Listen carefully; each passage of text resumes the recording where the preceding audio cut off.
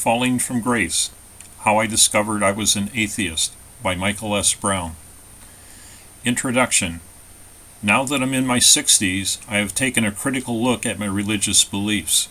I was surprised to discover that I no longer believe in God. This video describes my journey to that conclusion. Part 1. Getting Started. Several years ago, I wrote a book, God's Gifts to Us All. It's available through Barnes & Noble as a Nook book. One of the chapters in the book is, Why Do You Believe What You Believe? It was an important chapter in the storyline to get the readers to follow the characters as they pondered their personal beliefs. I finished the book, but that chapter always haunted me. I decided to write down the reasons why I had these feelings and see if they made any sense.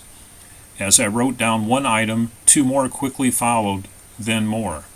This video is the result of that exercise. Part 2. Biblical Framework. I was raised in a First Christian church and married in a Lutheran church, so my upbringing was based on the Bible. I prepared a diagram of the biblical religions to help me organize my thoughts. Early, pre-Bible religions seem to be present since the earliest days of modern humans. These included the Norse, Egyptians, and Babylonians, to name a few. Most of these religions featured gods that ruled over forces of nature: sun, eclipses, weather, volcanoes, and so on. Many religions, most notably the Egyptians, had a strong belief in afterlife. The Bible gets going about 1900 BCE when Abraham of Ur in the Fertile Crescent had a vision that God told him that his people were chosen by God and that they should go to Canaan where they would be provided for. Jacob was Abraham's son and had 12 sons of his own, which became the 12 tribes of Israel. About 700 years later, around 1200 BCE, Moses was said to have led the Israelites from bondage in Egypt and was given the 10 Commandments. It is thought that about 700 years later, around 500 BCE, something resembling the Old Testament was written and passed down through countless generations. This was the structure of the Jewish religion, which has continued to this day relatively unchanged. God in the Old Testament sometimes had no name or was called Jehovah or Yahweh.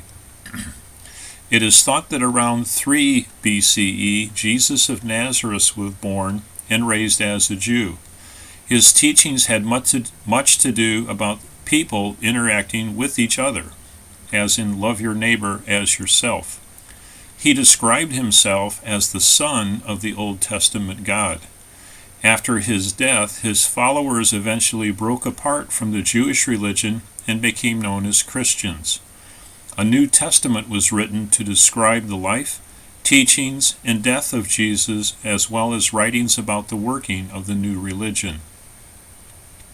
Around 570, Muhammad was born in Mecca and was a businessman.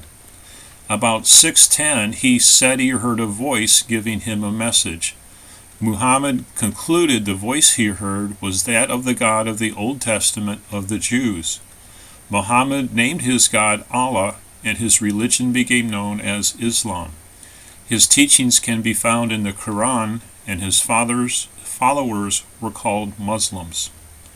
Part 3. The 17 Specifics. In this section, I provide each of the elements that I thought were unsettling from my traditional biblical background. They are not in any particular order. Number 1. A God with needs. If a God really does exist, why should a God have needs?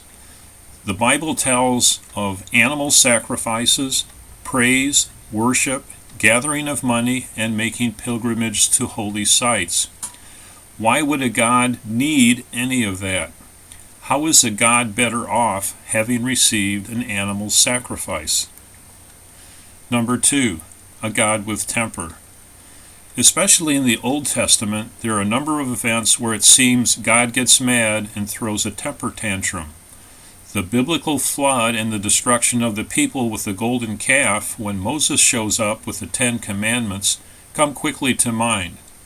That doesn't seem to be very godlike behavior to me. Number 3, evolution versus creation versus biblical updates. At this point, I feel it's pretty clear that evolution is a scientific fact, and of course that would include humans as an evolving animal species.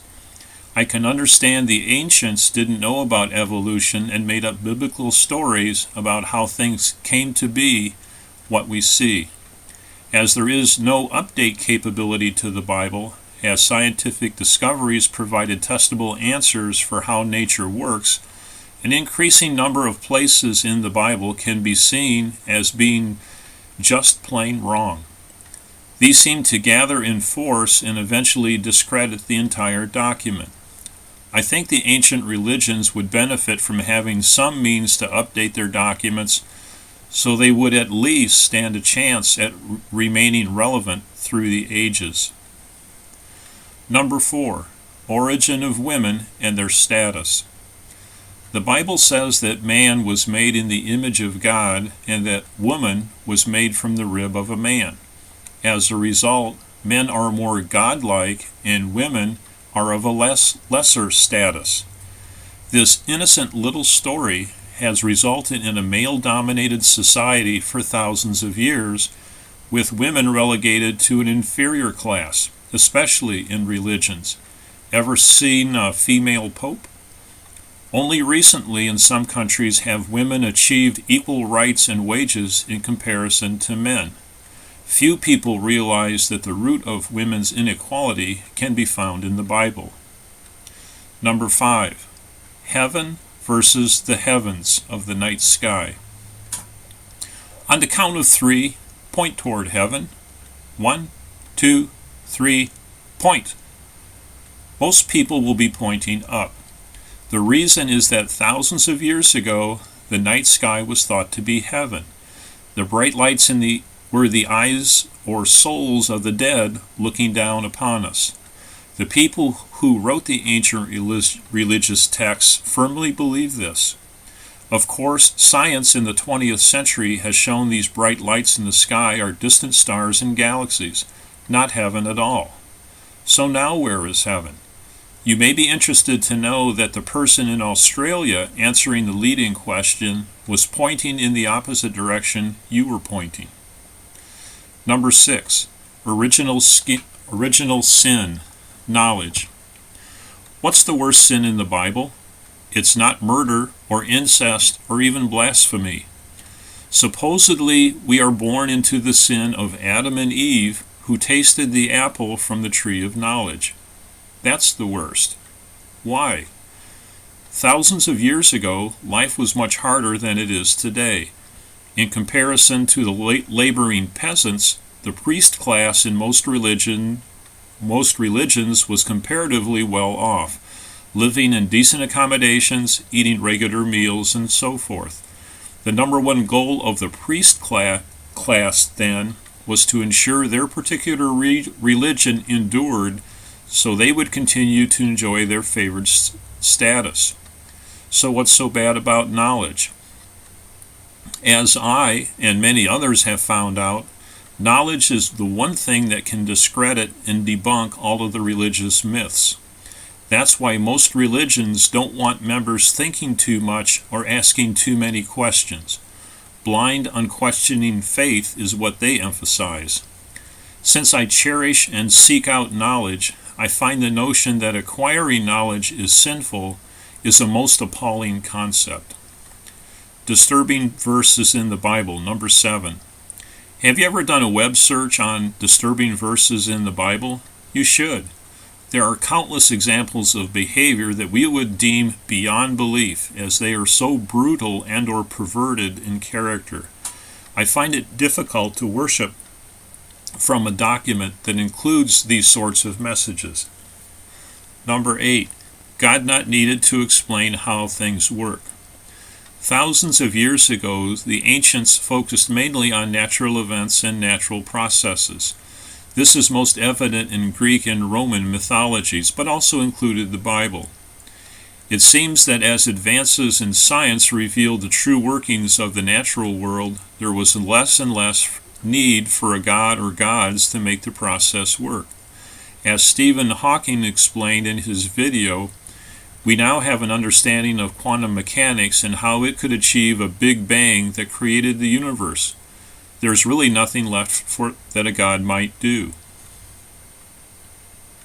Number 9, afterlife. As I mentioned in part 2 of this video when diagramming the structure of biblical religions, many religions included the concept of an afterlife. In my view, this concept was crucial in controlling and perhaps optimizing behavior of the masses. Adding the dimension of heaven and hell meant that based on your performance during your life, you might be rewarded or punished for eternity accordingly. So most followers would abide by the 10 Commandments. Nothing wrong with that. What about soldiers? You tell them if they fight especially hard in battle and are killed, they will be rewarded in paradise.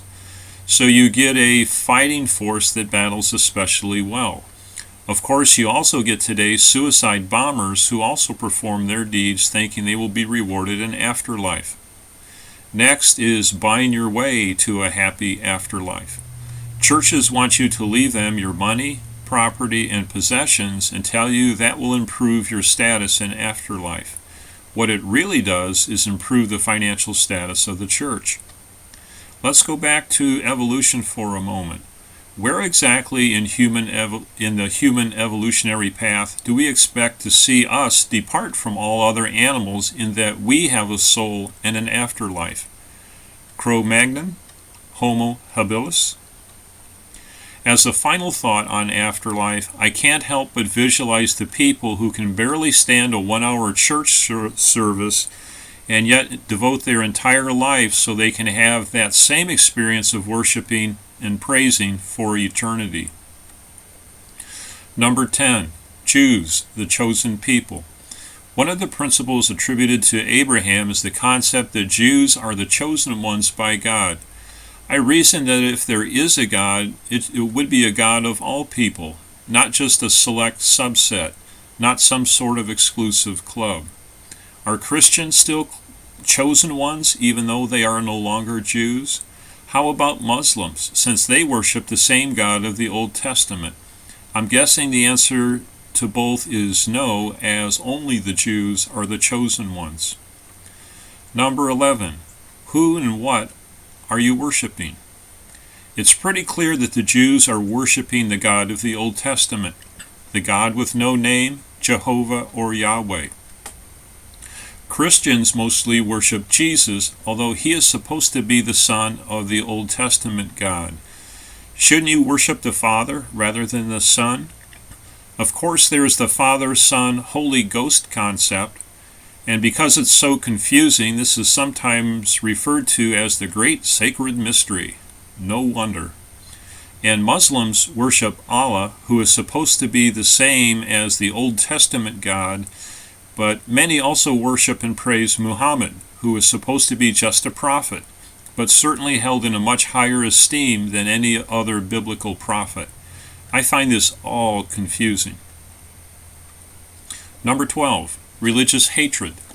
If you're a person of faith, you're probably a bit angry to hear this video, and angry with me. Why is that? As described in a previous segment, a top priority for religions is self-preservation. To that end, religions use a variety of tactics to prepare their followers to defend the religion against everyone else. That's why the Middle East has seen religious wars for thousands of years. You can also include the Crusades and Inquisitions in this category as well. It has always bothered me that religions that preach peace and harmony most of the time can rally their followers to perform barbaric acts of violence in defense of their faith, and that is accepted and even praiseworthy behavior.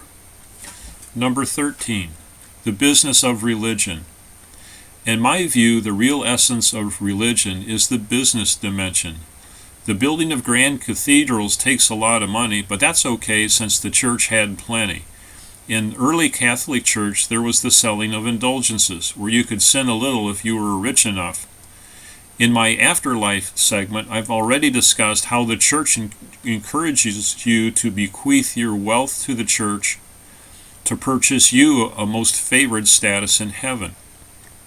And the business of religion is not limited to churches. Look around you at the films, the books, the religious-based things you can buy in most any store. Big business knows there are big dollars to be made in the name of religion. In this section, I'm also reminded of Muhammad. He was raised in a business environment in Mecca.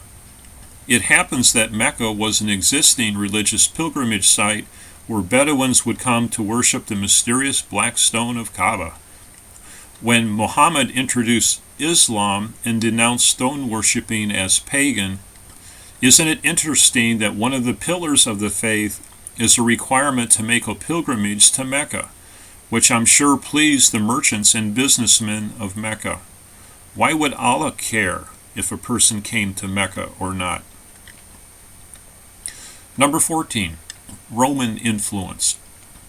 Christianity was proclaimed to be the official religion of the Roman Empire in 380, but the church and followers of Jesus were a very fragmented group.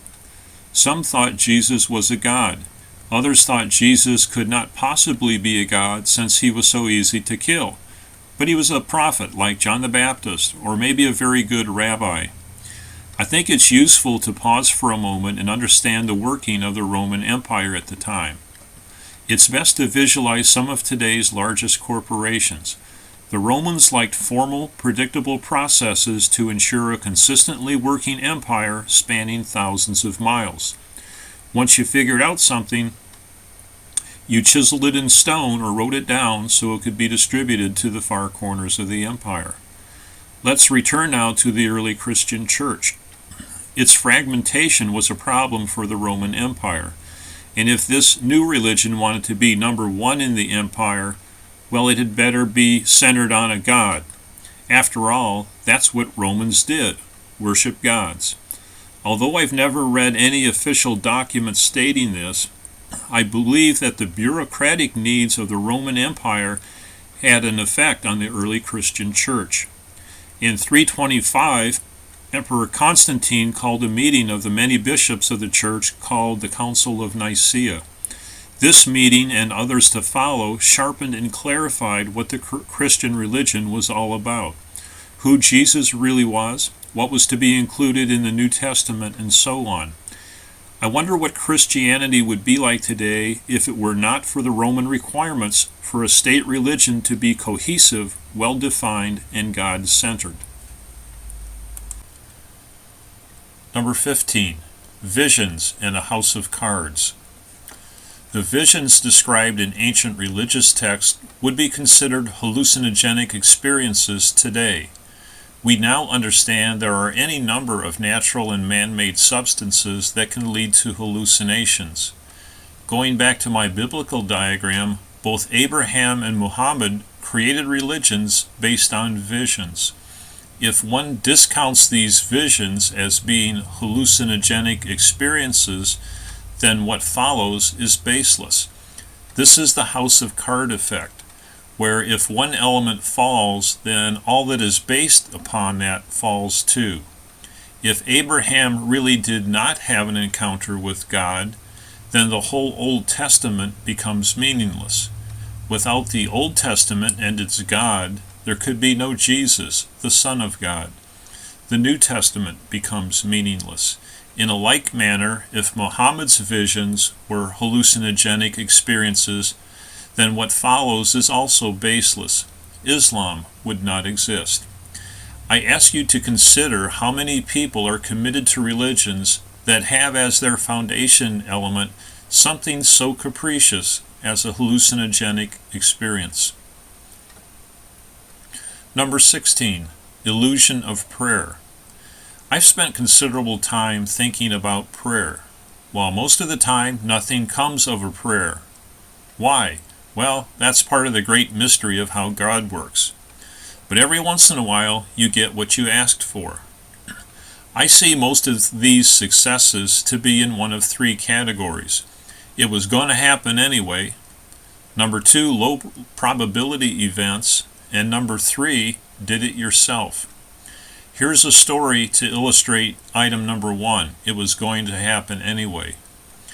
I was driving through town and running late. I found myself at a stoplight. Wanting to get going, I prayed for the light to turn green. It remained red. So I prayed some more. Still red. Finally, I gave it my best, most inspirational prayer.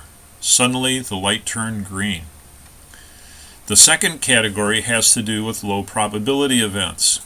Even though the odds are against it, sometimes low probability things happen. People win the lottery. Golfers shoot a hole-in-one. Maybe someday the Cubs will win a World Series. The third category is did it yourself and covers situations where a prayer is followed by personal actions. Here's an example. You pray each night for a better paying job.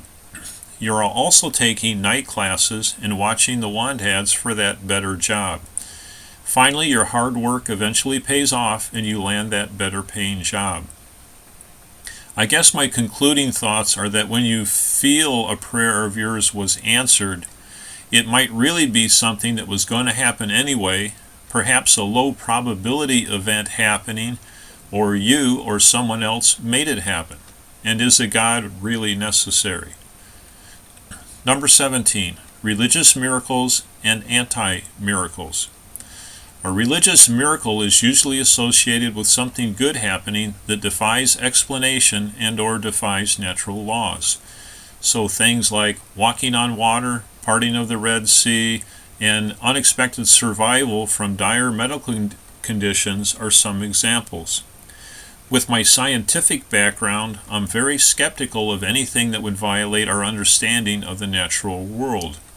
I'm also reminded how most of the biblical stories were told and retold countless times around nighttime campfires before they were written down. Being a campfire storyteller myself, I know firsthand how such a setting invites stories to get better with each retelling. To me, the medical events are more of an indication that we have an incomplete knowledge of medicine rather than some form of divine intervention. I also think it's useful to consider there are medical anti-miracles. This would be when a person who is thought to be on the road to recovery suddenly dies. Shouldn't this be some form of divine intervention too? Probably part of that whole religious mystery thing. A last thought about miracles. Why are there so few today? With all our advances in recording media, one might expect to see an avalanche in documented miracles. This lack of modern miracles makes me question whether any of the ancient miracles really happened at all. This is the end of my itemized list of the elements that I thought were unsettling from my traditional Bible background. Number 4. Feelings of betrayal, error carried forward, but not by me. I feel gullible that I've believed traditional church dogma for so many years. I had no idea that it all might be wrong. Of course, the church would never offer alternative viewpoints. The times I got a notion that something just didn't add up, I was reminded of my friends, relatives, and ancestors, and I quickly let go of my thoughts outside the box. For to stray against traditional religion felt like a form of betrayal. It was only after writing my book, God's Gift to Us All, that these random notions became a raging torrent, and my honest assessment of my beliefs put me so far outside the box that I could no longer return. As a person of science, I'm aware that in complex equations, an error at one point can be carried into subsequent equations to create a wrong result. So although the final equations are performed correctly, the fact that they had bad input made the result wrong. This is termed error carried forward. I think this concept can be applied to religious dogma as well. If the initial concepts are flawed, then although countless generations faithfully pass along the information, the result is still wrong. I feel an obligation to future generations to use my life to make things as good as I can for those to come. I feel I'm the beneficiary of past generations doing the same thing. As we work to preserve the planet, we are also advancing our educational understanding of all sorts of things. That should include religion. As much as I feel a tugging from the ancestors to toe the line relative to religious viewpoints, I feel an even stronger demand from future generations to tell me like it is.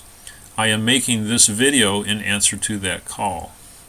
I'd like to close this section with one of my favorite quotes from the book I wrote, God's Gifts to Us All. Lies are lies. Truth is truth. A lie shouted from the rooftops, believed by an entire civilization, recorded in beautiful manuscripts, and passed down through hundreds of generations, is still a lie. Adam then spoke quietly. The whispered truth by one person, which nobody records, will always be the truth. Part 5. So now what? Even though I have departed from traditional biblical religion, I still have feelings I would describe as spiritual. The birth of grandkids, the death of a loved one, a warm springtime sun falling on my face, seeing deer in our farm fields. I am moved by all these things, and yet I find no need to invoke a deity to make me understand or enjoy the moments. I think the next great coming out in our society will be that of the atheists. Our society has accepted the fairly recent emergence of gays and lesbians, both socially and legally. I think it's only a matter of time before we see a comparable emergence of atheists. Perhaps this video can help that initiative. I've looked at the various atheist groups to see if any had a belief system that matched what I had. I couldn't find any. Some were heavily involved in political action agendas, others were focused on discounting those that remained in traditional religions. I created the Universal Truth religion to document my particular viewpoints, that of not being a believer of God, but want to support and defend the rights of others that do believe. I have made a separate YouTube video of the specifics of Universal Truth at the web address on your screen. Part 6. Recap. Here is a review of this video. In Part 1, Getting Started, I described how writing a book, God's Gifts to Us All, made me take a critical look at my own beliefs, and I began to list the specific issues that made me doubt traditional religious dogma. In Part 2, Biblical Framework, I diagrammed the traditional biblical religions to serve as a point of reference for the specifics. Part 3, the 17 specifics. I offered 17 topics that for me put me outside traditional religious views and will not let me return.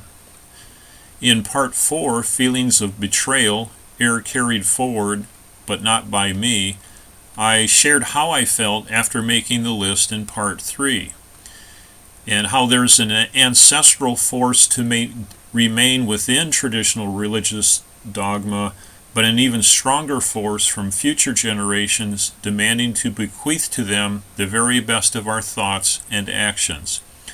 Finally, in Part 5, So Now What?, I predicted that atheists will be the next great coming out in our society. In not finding any atheist organization that fit my beliefs, I invented the Universal Truth religion and made a separate YouTube video to describe it. Part 7. Conclusions. I think the choice of one's religious viewpoint is one of the more important adult decisions we make, as it shapes and defines our behavior. While I'm sure my perspectives are not right for everyone, maybe some will have started questioning traditional religious dogma and are looking for that next place to go. Hopefully this description of my journey will let them know they are not alone in their quest to find an even more meaningful belief system. Whether you're a person of faith or not, I'd suggest you come back to this video a second or third time after you've pondered the material and take an honest examination of what you believe, or have been told to believe. You might begin to see the religions of the world in a whole new perspective. That's the end of this video. Thanks for watching. Please subscribe to my YouTube channel so you can be notified of future releases. And lastly, please tell your friends about this site. Take care.